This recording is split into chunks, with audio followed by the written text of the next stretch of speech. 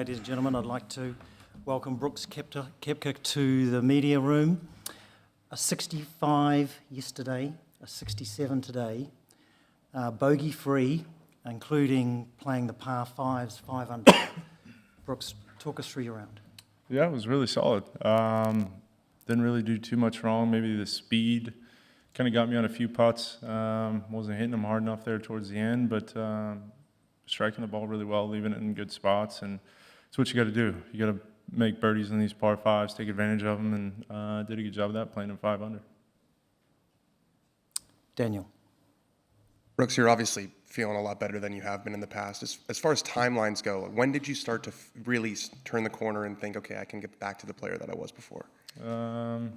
Probably towards the end of last year. I felt it. It was coming. It wasn't exactly all the way there. Probably, I'd say January. I knew I was back. Just from working with Claude, working with AC in the gym, I knew everything was right where it needed to be, strength-wise, mobility-wise, and being able to do things golf swing. Daniel. Brooks, when you won 4 majors from 2017 to 19, it seemed like you couldn't lose and you knew it. How similar is this feeling? I don't know. I don't think too far ahead. I just take it right now. The feeling's probably pretty similar. I feel really good. I like the way I'm swinging the golf club, like the way I'm putting it, like the way I'm chipping it, driving it. Iron plays solid. It feels really similar. David. Hey, Brooks. How much doubt crept in during that period? Jim Gray back here, your other way. Just kidding. Hey, how much doubt crept in, and were the frustrations mounting so much that you thought you'd never return to the player that you were? The only time I ever thought about not playing was if I couldn't move the way I wanted to. If I wasn't going to be able to move the way I wanted to, I didn't want to play the game anymore. It was just that simple. There was definitely moments of that last year. Last year was pretty tough. Just a lot of frustration. I felt like I should have been ahead of where I was. Some other things off the course happened, and it just doesn't put you in a good mood. And it's tough to wake up every day and go through the whole grind. And it takes you 20 minutes just to get out of bed and move it. But a lot better now. It's kind of changed up the workout routine a little bit, and started working with somebody different. And it's been a huge help being able to get the strength back. Luke.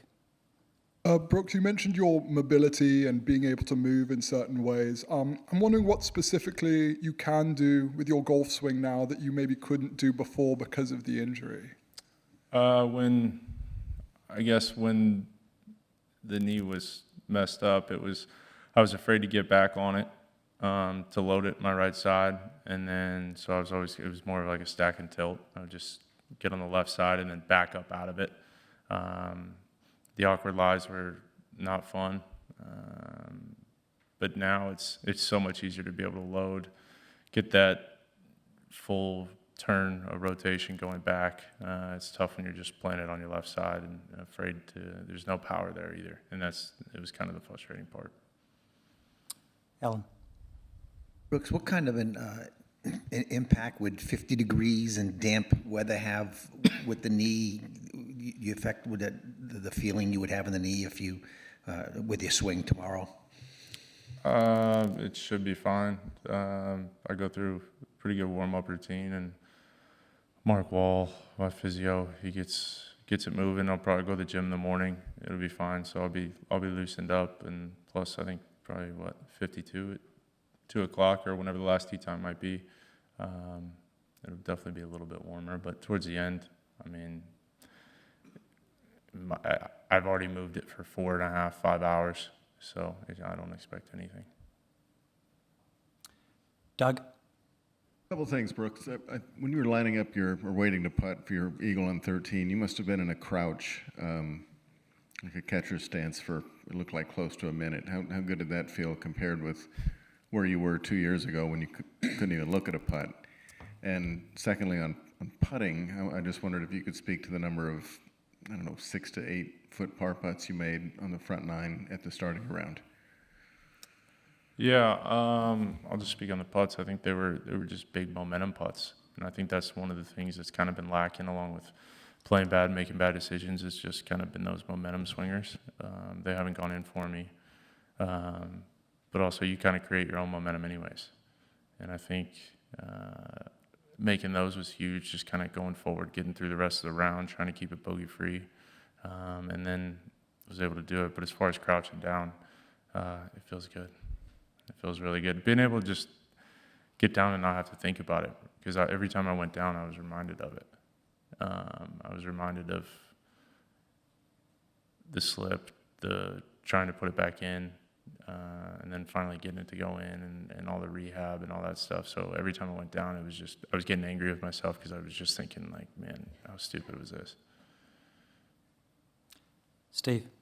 Brooks, there's only been about 20 men who have won 5 or more majors. I'm just curious if you've allowed yourself to think about what that adding another one would mean to your legacy, maybe more specifically what adding this one would mean to your legacy. Yeah, I mean, the whole goal is to create the Grand Slam, right? I feel like all the greats have won here, and they've all won British Opens as well. So, look, it's just, I guess, one more box I need to tick for me to feel like I've truly done what I should have accomplished in this game. Chris Riley? The feeling is pretty similar to what it was between 17 and 19. And you said you feel a lot better. How far do you think you are from the Brooks of 19? I don't think far off at all. I mean, I've got a completely different knee, so the normal's a little bit different, but swing-wise, it still feels the same. I'm able to do everything I need to, so, I mean, and the confidence is there. The confidence was just lost just because of my knee, and that was it. On a scale of 1 to 10, how close are you? How what? On a scale of 1 to 10, how close are you to Brooks of 19? I don't know. I'm what, 3 years older? So that makes a big difference. I don't know, I feel the same, man. Adam? Brooks, over here. When you reviewed the video of 15 yesterday, what did Ricky explain as what he said? What was he saying at that point? It really looked like he was saying 5. Yeah, I think is what they said was they were signaling to somebody else, or he was signaling to somebody of what it was. It wasn't Butchie, because they asked us what we hit walking down the fairway, so they had no idea. Brendan? Brooks, when you said last week that you missed playing against Rory and Scotty and the like, how much of that is playing against them, like being around, or practice rounds, whatever, and how much of it was like competing at this highest level? I think it's all just competing. I see those guys down at the Grove all the time. See the guys at Medalist, see guys just out and about practicing. I think there's probably about, 6 of us that live probably within a quarter mile of each other. So we end up running into each other a good bit, but it's just competitively where you miss playing against them, right? Like, you want Roy to play his best, and Scotty to play his best, and John to play his best, and go toe-to-toe with him. And I do miss that. That is one thing that I do miss, and that's why I think it makes these majors so cool. If I can follow up, so how do you feel about only having a couple shots a year? How does that kind of sit with you? It is what it is. It's the situation we've got right now, so I can't do anything about it. I just go play. Barry? Brooks, at number 8, to get to that front pin, what are you thinking there? How do you execute that one? And is that a shot that you could not make off an uneven lie with your knee a couple of years ago? Definitely not a few years ago. The uphill lies were killer, just because I couldn't get my weight going forward. I couldn't push off. So I think we had 256 all. And to be honest with you, there was a bit of mud that was stuck on the front of the ball that was kind of odd, and kind of wasn't sure if it was going to fly off or what it was going to do. But, luckily it was right where it needed to be. I thought it was a good number, but you're not trying to go past that pin. You're trying to kind of leave it short where Danny Willett chipped in from. The club was? 3 iron. Kevin? Brooks, you were pretty determined to play in this tournament a few years ago, right after you'd had surgery. What drove that decision? Why play instead of get healthy and miss? I didn't want to miss this. I've missed enough majors. I missed this one in, I think it was the year P. Reed won. I missed the major Bryson won. I missed like 3 or 4 through that whole stretch of 16 to 20. I missed a good bit of them, and I wasn't. I don't know. I was just tired of it. It felt like glass. It was always breaking. It's not fun, but I feel a lot better now. So, to be here is special. It's a special event. So. Rath. Brooks, is there an extra pressure to knowing that you're effectively playing for future exemptions, given the sort of current situation around rankings? Well, I guess, yeah, if you play well enough, you'd still be in the top 50 if you play well enough in all the majors. But yeah, if you win one here, it kind of ticks a lot of boxes, doesn't it? Joy. Brooks, can you just tell us, when you were playing last year, how much of a change in your swing you had to do to compete last year, and probably how much of a change then you had to make once your knee feels better, and the role of Claude in all that? Yeah, I think I got probably to the low point when we were at Trump's place in Bedminster. Walked in the locker room, and I think my physio, Mark Wall, was just kind of waiting for that true low point to hit. And I just said to him, I think I need to go back to Claude and start working with Claude again. Doing it on my own wasn't working for me, and Claude's helped a tremendous bit, right? To me, I think some of the 3 best coaches in the game. You got Claude, Pete, and Jeff working on. Claude's working on full swing, Pete's working on short game, and Jeff's on putting. But it was definitely a lot of changes, a lot of weird feelings, but it was the same stuff we worked on from 2000, I don't know, when we started working, 2012 or 13, till the point I left. Is it the same swing as it was, or has things changed because of your leg? No, nothing's changed, as far as I know. If it is, he hasn't told me. So. Robert. Brooks, is that the time there when you went back to Claude? Is that when the confidence started to turn around, or did it take a little while? Would it have been maybe as late as when you won in the fall, or can you pinpoint kind of when you started to see that mindset change? It definitely didn't happen right away. I think there was a few moments where it was like, okay, I can see it. Something on the horizon. It's coming, definitely getting better. But it really didn't. Even when we played and won in Saudi, I still didn't feel like I had it fully back. I thought it was just kind of okay. I just got it around really well. But yeah, like I said, I think it was probably right around we got done in Miami. I think. What was that, October, November, where I was like, okay, this is definitely getting, at the end of November, it was getting pretty good. And then, January kind of all started clicking. What happened in Oman this year? Was that just a blip, or obviously just the result, you missing a cut at that event, just at least on the surface doesn't look good? Yeah, Well, on Friday, I kind of got, I don't like to make excuses, but I kind of definitely didn't have a good tee time. It was blowing pretty bad, and I wasn't under full control of my golf ball. So that played a part. A lot of it's on me, but when it's blowing 35, it's very tough. And I've always, historically kind of struggled on slow greens. So it was a combination of putting bad and not being able to control your ball. But I was just playing to get reps. I needed more reps. I thought 3 events wasn't enough, and that's why playing 4 days and going out there and seeing where I was at. And it ultimately led to last week and this week, so it played a part. Ian.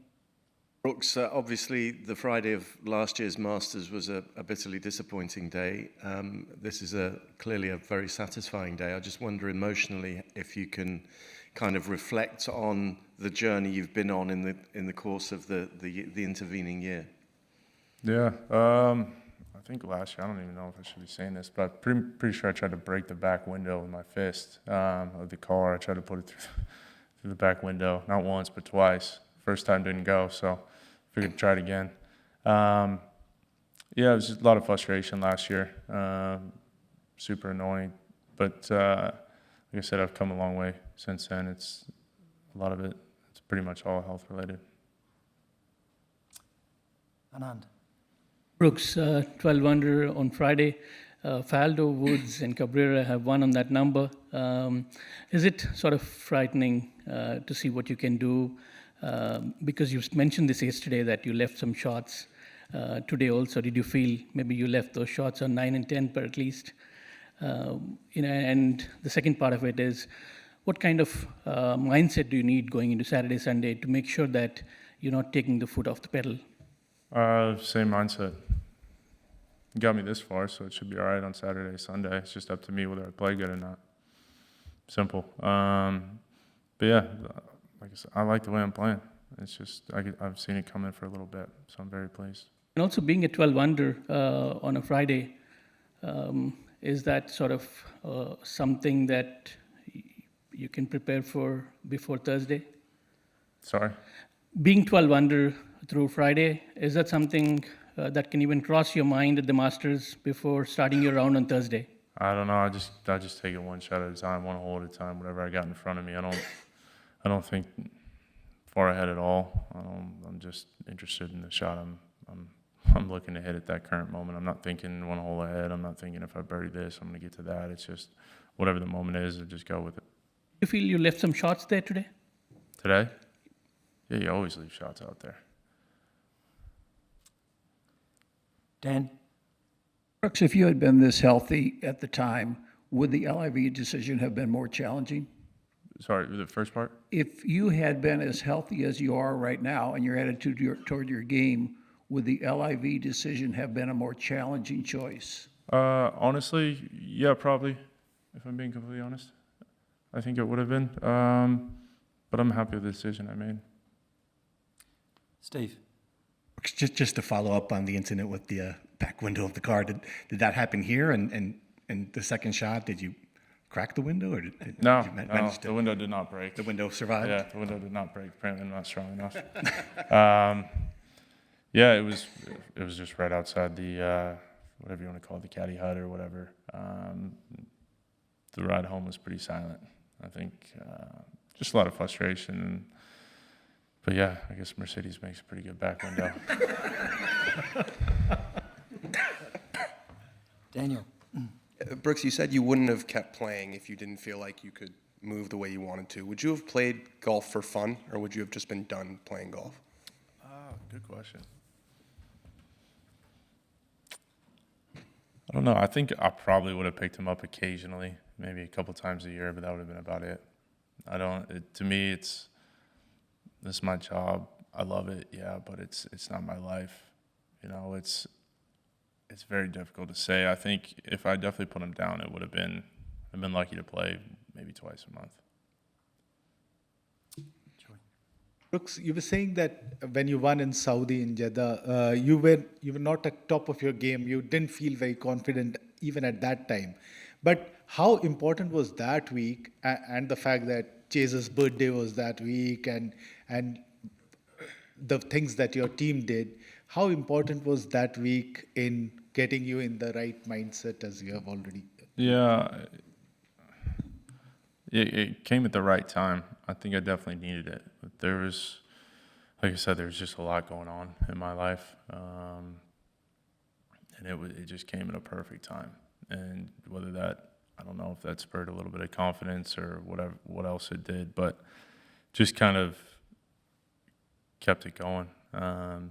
Where I didn't feel like, all right, I can't do this anymore. I felt some momentum starting to build, so that it did. I mean, it's led me to this. The bright car get Did you get the bright car that you wanted to get for Chase? Oh, for my brother, yeah, we went. I think we got back from Saudi Monday, and I think we went Tuesday, and he got his car. Joel. was that? He's got a white one. Joel. Brooks, you showed a side of yourself that a lot of golf fans haven't really seen when you participate in the Netflix show. Since that show's come out, have you seen a warmer embrace from fans? I don't know. I think, to be honest with you, I've gotten kind of mixed reviews on that one. Some guy had a good chirp last week as I was finishing up, coming down 18. He was chirping. He said, "We all saw Netflix. We know what you're going to do." I thought that was pretty good. So you got some people that think that way, and then some people that probably just think, hey, they got to see a different side of me that they normally don't get to see. Because, like I've always said it, what you see on the golf course is not what you get off it. Jeff. Brooks, yesterday, after when you reviewed things with the committee, did you look at video and besides what Ricky was mouthing, did you review what looks like your hand showing the letter 5 very briefly? Yeah, we were just, when I finished today's round, they were brought in mine. Like I said, I'm taking my glove off. The last thing I'm going to do is give it to Gary Woodland, U.S. Open champ. And the funny part about it is, I think if he would have known we were hitting 5, he would have hit 6. Because I don't think Gary's that short, and he was definitely 10 in front of me, 12 in front of me. So, I don't know. You guys do the math. So you looked again today? Yeah. Okay. Yeah. Today was just about my hand or my glove. But I don't know if you're supposed to take your glove off with your fist closed or what now. So. Brooks, thank you very much for a great interview. We like the way you're playing too, and good luck for the weekend. Thank you.